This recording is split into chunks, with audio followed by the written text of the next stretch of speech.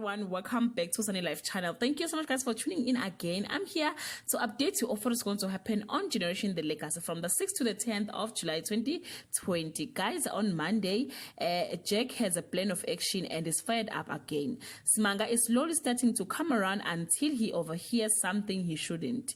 Zita panics when she realizes she may soon be found out.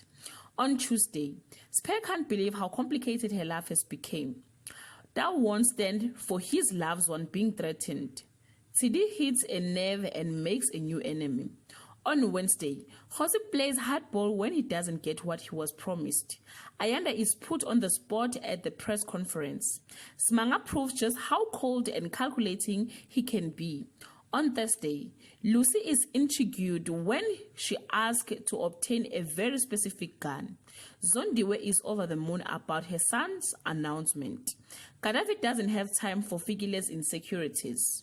On Friday, Dao's action have landed him in the dog box.